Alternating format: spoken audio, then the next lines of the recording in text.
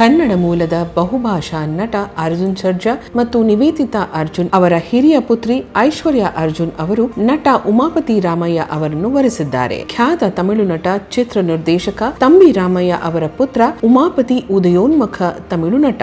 ಚೆನ್ನೈನ ಅಂಜನಸುತ ಶ್ರೀ ಯೋಗಾಂಜನೇಯ ದೇವಸ್ಥಾನದಲ್ಲಿ ಮೊನ್ನೆ ಜೂನ್ 10ರಂದು ವಿವಾಹ ನೆರವೇರಿದೆ. ನಟಿ ಐಶ್ವರ್ಯ ಅರ್ಜುನ್ 2013ರಲ್ಲಿ ನಟ ವಿಶಾಲ್ ಜೋಡಿಯಾಗಿ ಪಟ್ಟತ್ತು ಯಾನೈ ತಮಿಳು ಆಕ್ಷನ್ ಕಾಮಿಡಿ ಚಿತ್ರದೊಂದಿಗೆ ಬೆಳ್ಳಿ ತೆರೆಗೆ ಪಾದಾರ್ಪಣೆ ಮಾಡಿದ್ದರು. 2018ರಲ್ಲಿ ಅರ್ಜುನ್ ಸರ್ಜಾ ಅವರು ತಮ್ಮ ನಿರ್ಮಾಣ ನಿರ್ದೇಶನದ ಪ್ರೇಮ ಬರಹ ಚಿತ್ರದ ಮೂಲಕ ಸ್ಯಾಂಡಲ್ವುಡ್ಗೆ ಐಶ್ವರ್ಯರನ್ನು ಪರಿಚಯಿಸಿದರು. ಈ ಸಿನಿಮಾ ತಮಿಳಿನಲ್ಲೂ ತಯಾರಾಗಿತ್ತು. ನಟ ಉಮಾಪತಿ ರಾಮಯ್ಯ 2017ರಲ್ಲಿ ಅದಗಪಟ್ಟತ್ತು ಮಗಾಜನಂಗಳೇ ಚಿತ್ರದ ಮೂಲಕ ತಮಿಳು ಚಿತ್ರರಂಗಕ್ಕೆ ಪಾದಾರ್ಪಣೆ ಮಾಡಿದ್ದರು. ಮಣಿಯಾರ್ ಕುಟುಂಬಂ, ತಿರುಮಾನಂ, ತನ್ನೇವಾಂಡಿ ಅವರ ನಟನೆಯ ಇತರೆ ತಮಿಳು ಸಿನಿಮಾಗಳು.